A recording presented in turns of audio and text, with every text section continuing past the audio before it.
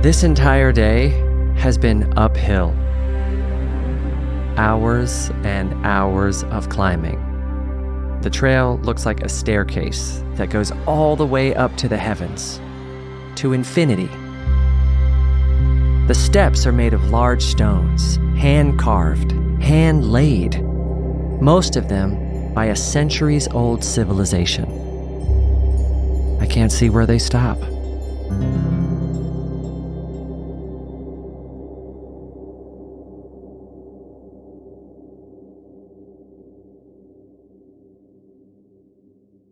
When life gets busy, it can be hard to find the energy to do anything, even the things we really love.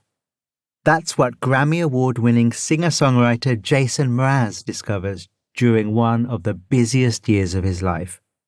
Exhausted, depleted, and drained, he's unable to enjoy the fruits of his hard-earned success.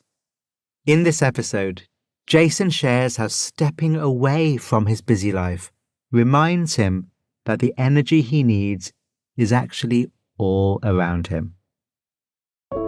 In this series, we combine immersive first-person stories, breathtaking music, and mindfulness prompts so that we may see our lives reflected back to us in other people's stories. And that can lead to improvements in our own inner lives. From Wait What, this is Meditative Story. I'm Rohan, and I'll be your guide.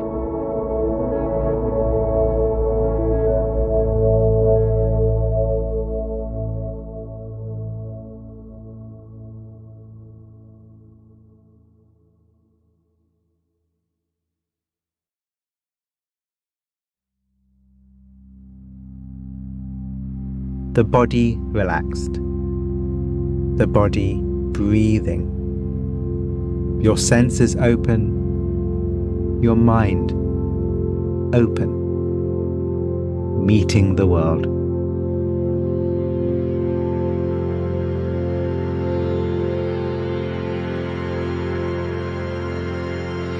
My gaze is fixed on the path in front of me.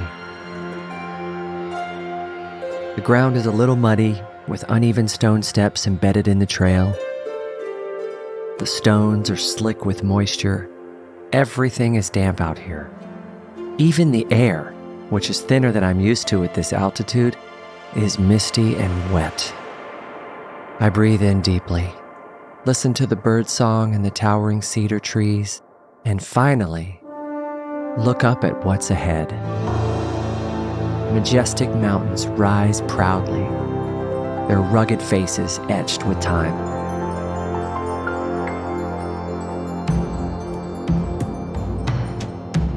I'm in the Andes in Peru. Over the next 4 days, my friend John and I, along with our guide Adrian, are hiking to Machu Picchu, the world-famous archaeological site of an aged Incan sanctuary nestled high up on a secluded mountain ridge. Everything is so green. Green, green, green.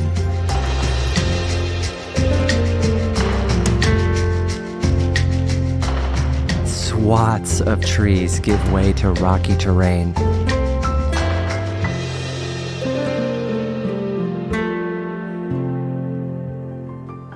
The two mountains ahead of us sit obscured by a veil of clouds. The range beyond, dotted by snow-capped peaks, disappears into a haze.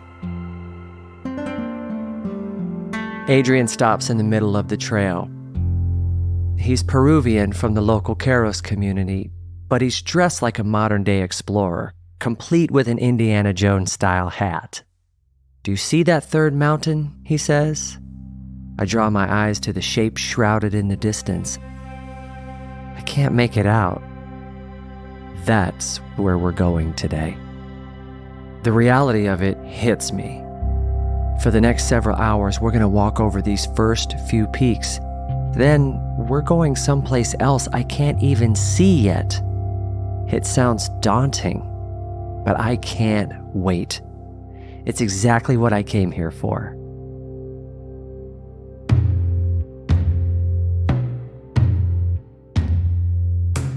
We estimate we'll travel 4 to 5 miles a day along mist-laden trails, from the Sacred Valley up to the highlands. On this first day, I don't totally know what to expect. I don't know if my feet will ache or if I'll get blisters. I just put one foot in front of the other.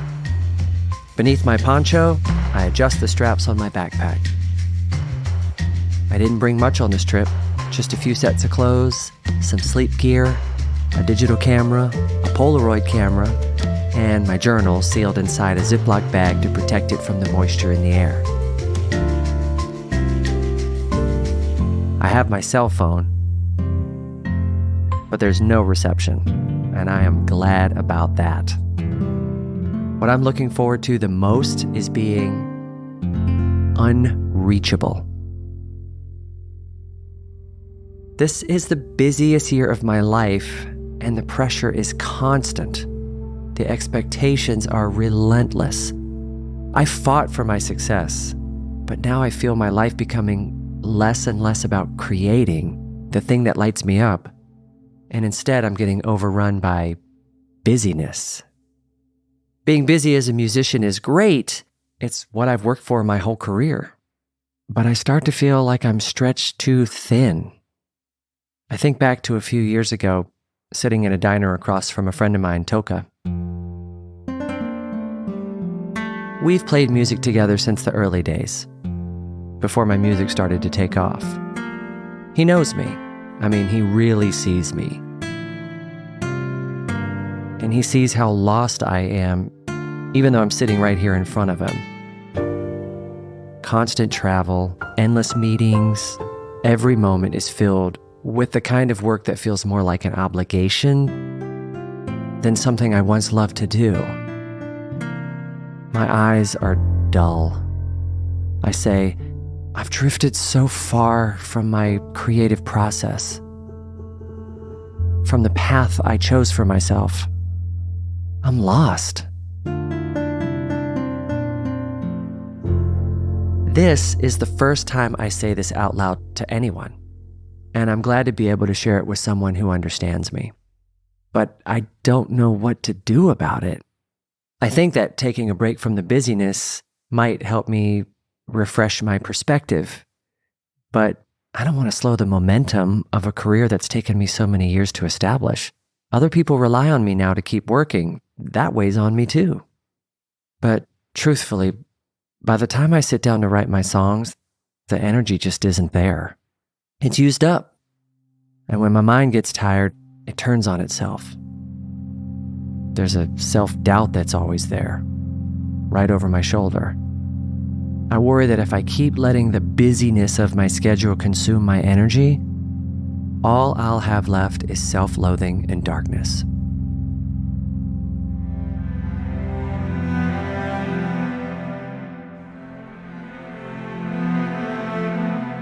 The trail curves and the trees open up to a beautiful dark green valley, nestled between a cluster of earth mounds. Low-hanging clouds cling to their sides. I'm cold, sweaty, I'm rain-sogged. I'm still unsure what awaits me on this trip, but my muscles pump blood to new areas of my legs, and I keep my head up as I continue the ascent. Cloud coming, Adrian calls down from further up the trail. John and I look ahead just in time to see a large gray shape floating towards us from across the valley.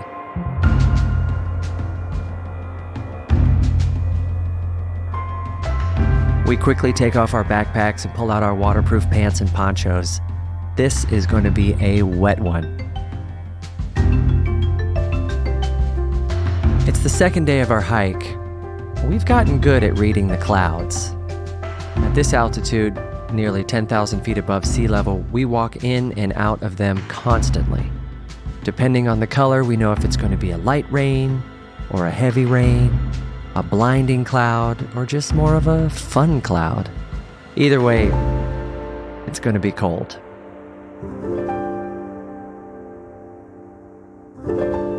This entire day has been uphill. Hours and hours of climbing.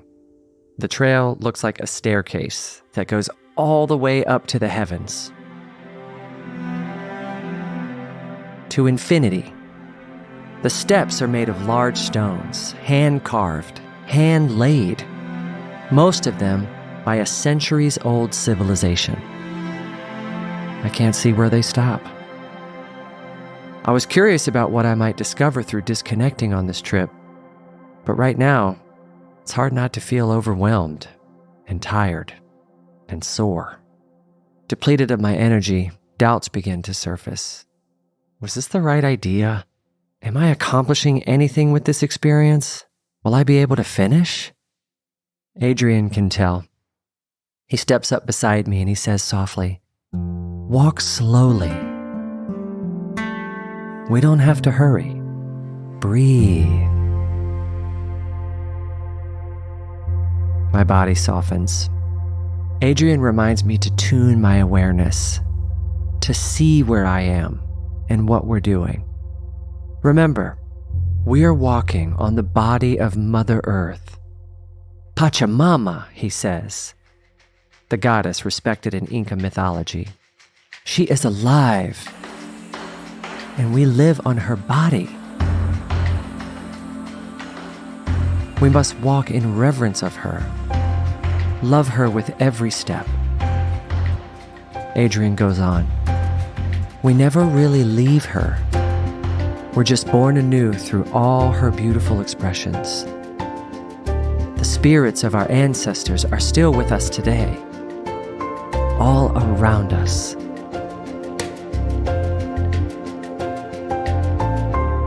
Adrian's words ring in my head as the hours of stair climbing continue.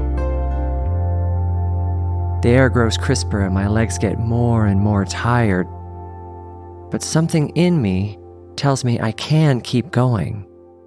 I begin to imagine myself as one of the deer that lives on this mountain.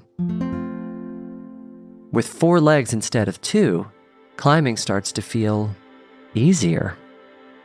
And as we continue up the path, I think, but what if I'm the condor that soars through the clouds? Then I don't need legs at all. I can fly to the top of this mountain. But then I wonder, what if I'm the mountain itself? Then I'm already at the top.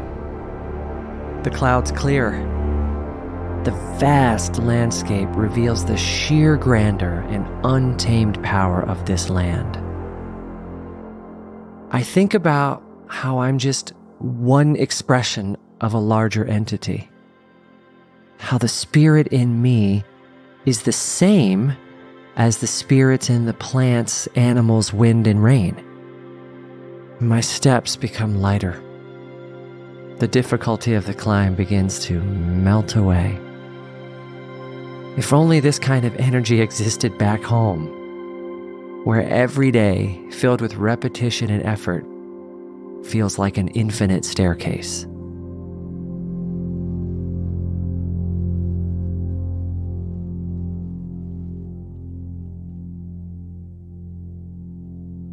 Adrian is pointing Jason to a different kind of energy here. A wider frame of reference. When things are tough for you day to day, how can you draw energy from the things that surround you?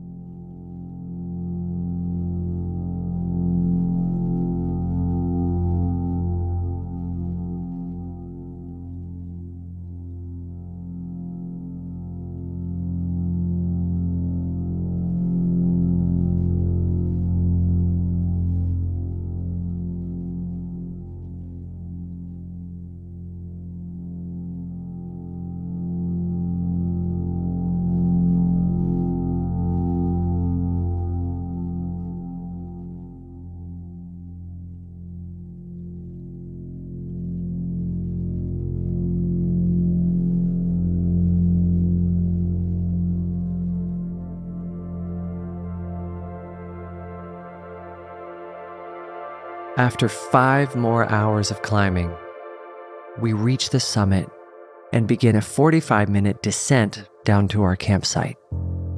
The ground is a small valley, and it's hard-packed and a little grassier than the rocky trail we've been on all day.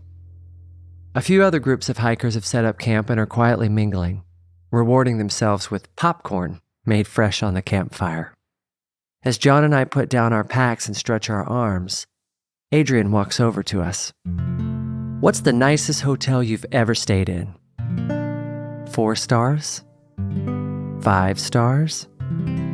I shrug and say, "Sure, I guess." Adrian's eyes light up.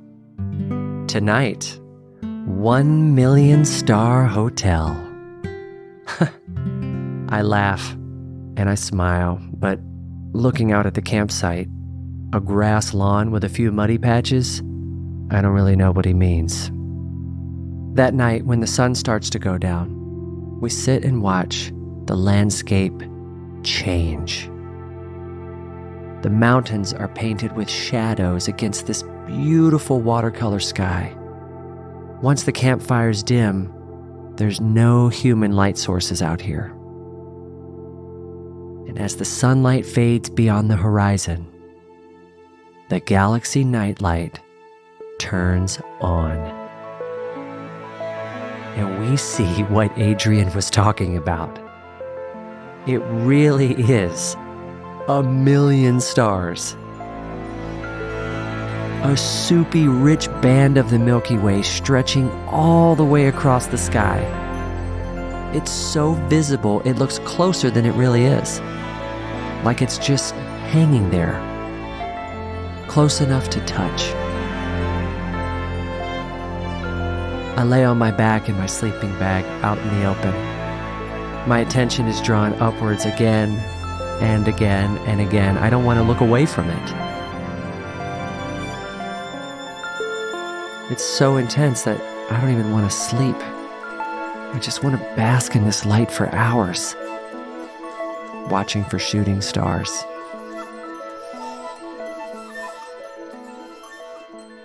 In my life of touring and being on the road, I never see this kind of sky.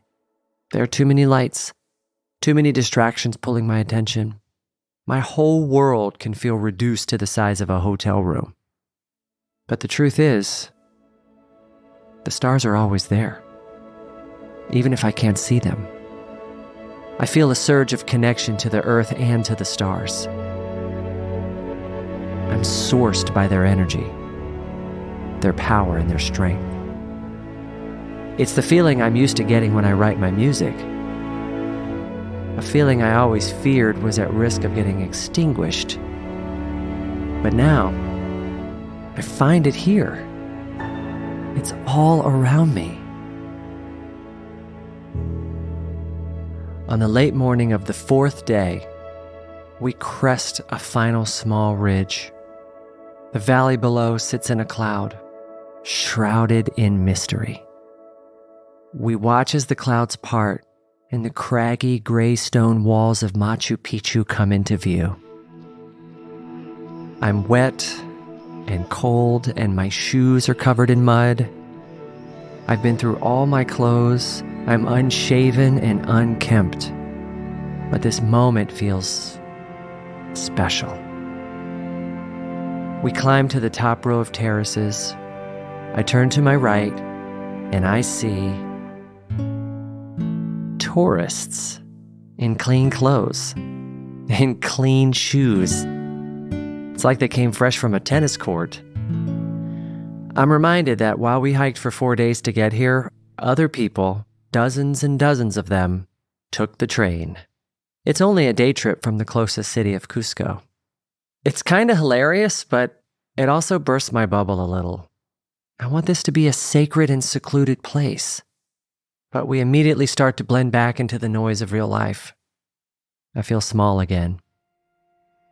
Like I'm no longer one with the mountain. For days, my awareness has been tuned to something greater. I'm nervous I won't be able to embrace or embody that connection in everyday life, in conversation or in the presence of other people. Before we get completely lost in the hustle and bustle of touring the site, John, Adrian, and I step off to the side and form a little circle. We tune our awareness and quietly share what we enjoyed about the hike, what we're grateful for. I take out my Polaroid camera and I turn it around, set it up so it's facing all three of us, set the self-timer, and snap a picture to remember this day.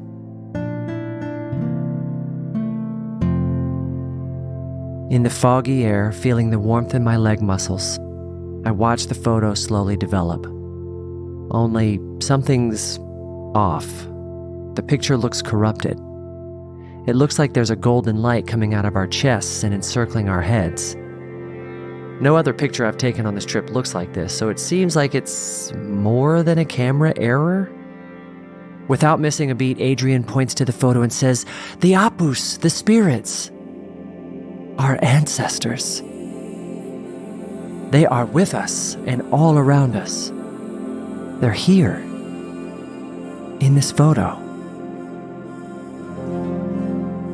I'm not sure how I'd explain this image, but it's like a validation of everything I experienced over the last 4 days.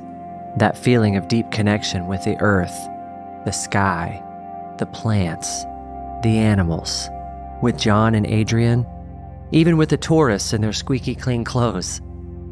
The energy of strength, of constant renewal that exists all around us, exists in me too. Here, at home, on the road. When I'm so busy, it can be hard to see. I've always told myself I can only get it from working on my music and taking time for myself to be creative. But that energy is always there, like the stars in the night sky, ever present, even when they're not visible. I feel so grateful for the time I took to disconnect. My mind is ready for a new season of work. I see now how my routine isolates me, cuts me off from the energy of those around me. It's ironic that it took a trip away from my daily life for me to reconnect with everything back home. But now, I feel ready to return.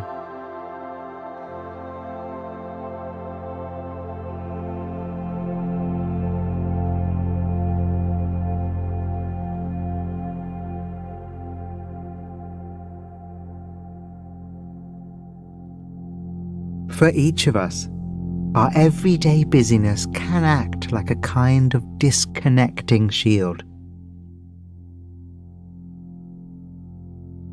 To balance that, bring to mind a place or an experience that helps you find comfort and ease.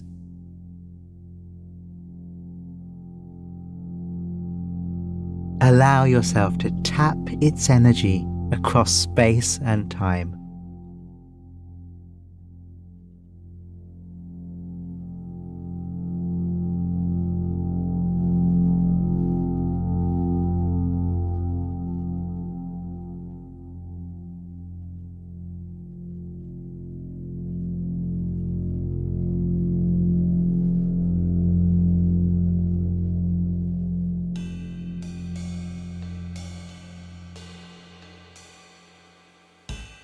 Studio 8H at Rockefeller Center is a highly energized place. Producers, costume designers, prop makers, and performers always seem to be running this way and that. Just like the busy New York sidewalks outside, these hallways have a quickness to them. Thankfully, here in my dressing room, things are a little calmer. It's only been a few days since I stood in Machu Picchu with John and Adrian. But now I'm in New York, preparing to play on Saturday Night Live. Part of me knows I should be nervous, that I should feel not worthy, not prepared, not the caliber of performer that can take on a show like this. But I glide into New York City feeling that sense of expansiveness I've had all week. I feel the earth under the tarmac at the airport, under the paved streets, and in this building, I know that now, when I'm open to the connection with everything around me.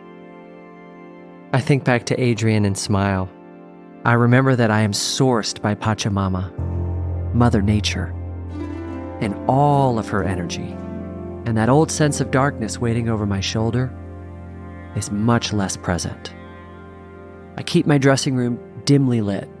I light a little incense and Palo Santo. I still have this rugged mountain film on me. I've kept my facial hair, which isn't normally something I would feel comfortable with, but I'm a little more kind to myself right now. One by one, cast members come to my dressing room to visit. Kristen Wiig, Fred Armisen.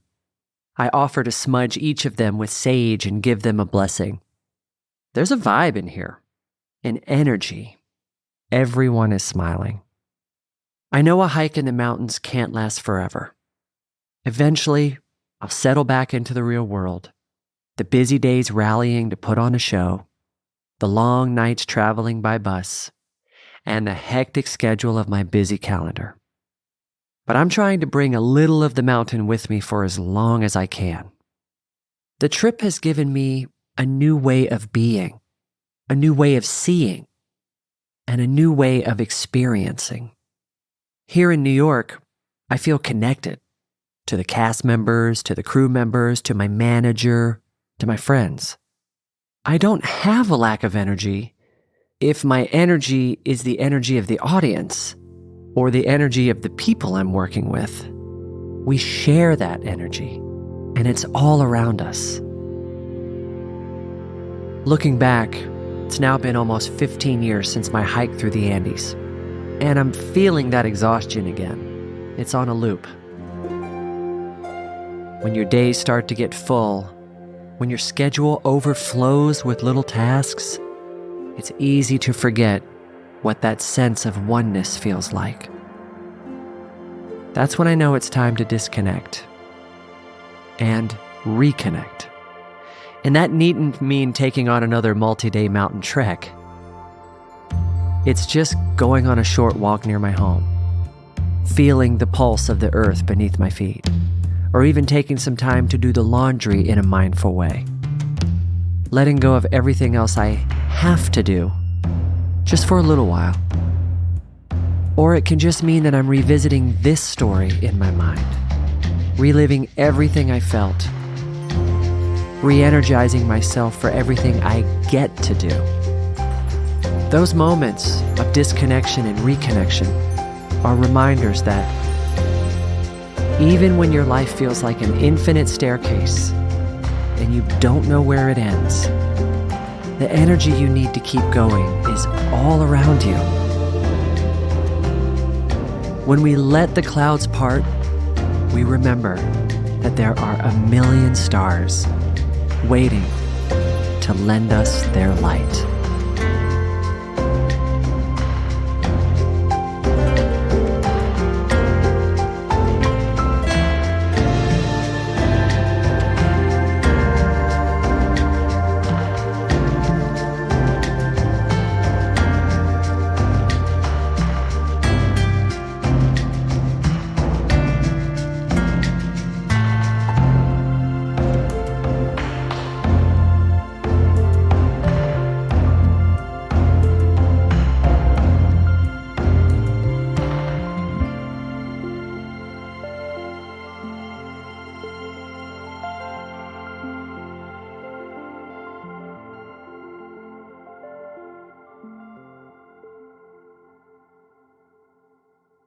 Thank you, Jason.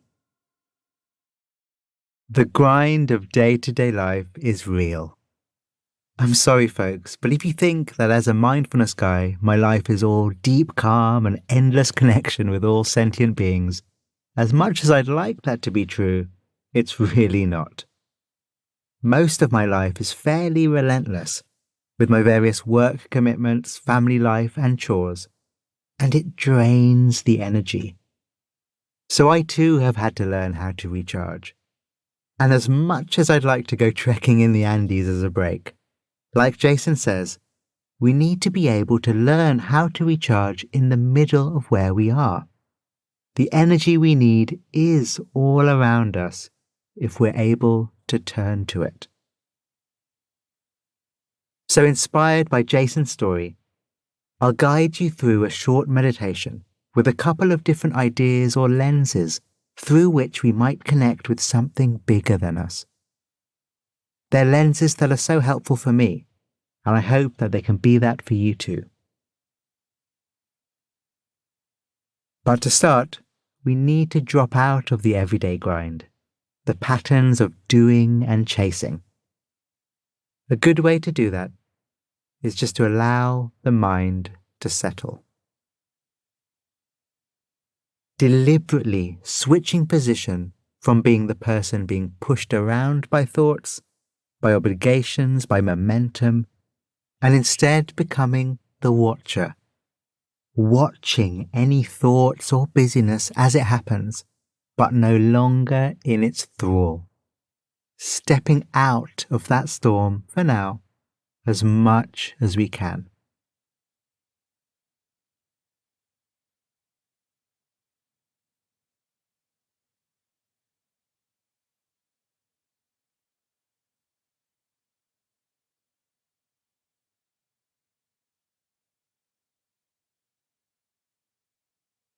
Let's turn to that stunning moment in Jason's Peruvian adventure when he checks into the 1 million star hotel. It's a moment where Jason connects with the cosmic. And as far away as that moment might feel from where we are right now, how about we still try to do the same?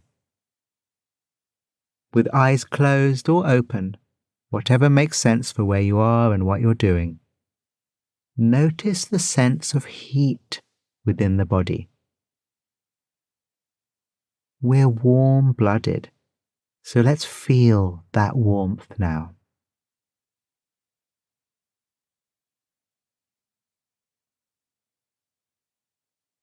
Feeling the warmth however it's presenting for you right now.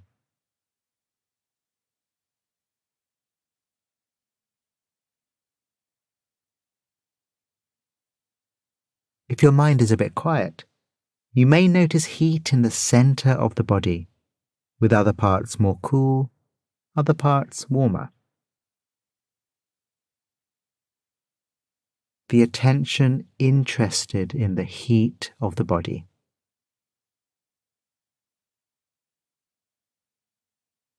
And as much as a stretch as it might feel, it is true that the atoms that make up our bodies came from stars. So we are made of stars, made of the ancestors of the stars that Jason sees above him in Peru. Our heat, once theirs. So as we sit, lie down, stand, or move where we are surrounded in all directions by stars. Unimaginable power all around us, and at unimaginable distances, all sending you their heat and light, all recharging you in their own way.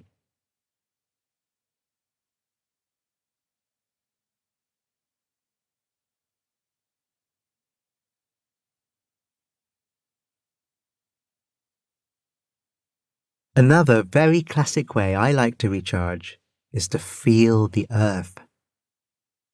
When I need a break and go for a walk, I love to drop the pace a tiny bit, being just that tiny bit more deliberate with my stride, taking care to sense into how my feet are contacting the earth. It's really fun when you're walking to do this, but you can do it in whatever posture you're in, really. The key thing is to allow the awareness to soak into the parts of the body where it contacts the ground. Maybe the soles of your feet, your back if you're lying down, or your seat if you're sitting. Feeling into those sensations there and sensing how the earth is supporting you, its gravity, its solidity. Again, plugging into the earth using our awareness, an opportunity to recharge.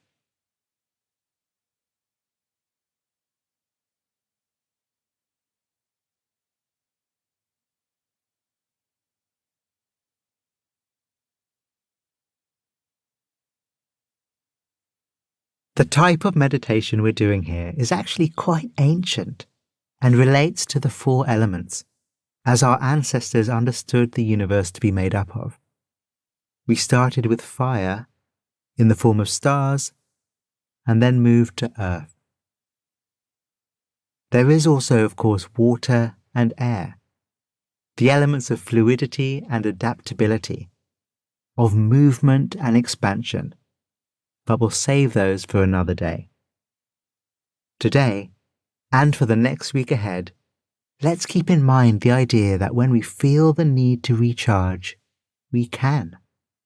When things feel dull, we can turn to heat and to fire, that within us and that all around us.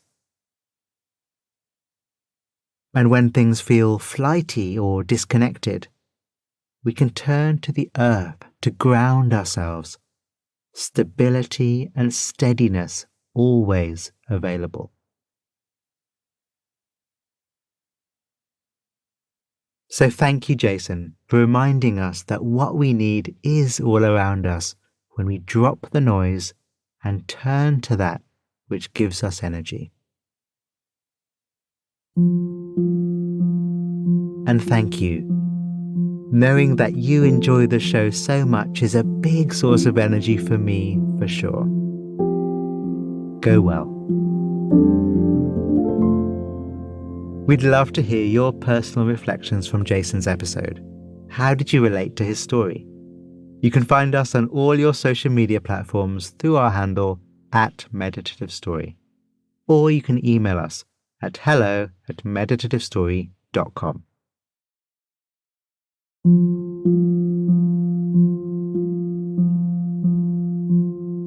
Meditative Story is a Wait What original. Our executive producers are Darren Triff, June Cohen, and Jay Punjabi. The series is produced by Dorothy Abrams. Original music and sound design by Ryan Holiday. Our scriptwriters are Marie Kilaru, Dan Nealon, and Florence Williams. Mixing and mastering by Brian Pugh. Special thanks to Laurie Hoffman, Anna Pizzino, Sarah Tartar, Katie Blazing, Mariel Carica, Nikki Williams, Kelsey Capitano, Tim Cronin, Sammy Oputa, Colin Howard, Brandon Klein, Alfonso Bravo, Brad Whirl, and Brittany Mills. And I'm Rohan Gunatillake, creator of Mindfulness Cards and the all-new Mindfulness Cards for the Family, and your host. Visit meditativestory.com to find the transcript for this episode.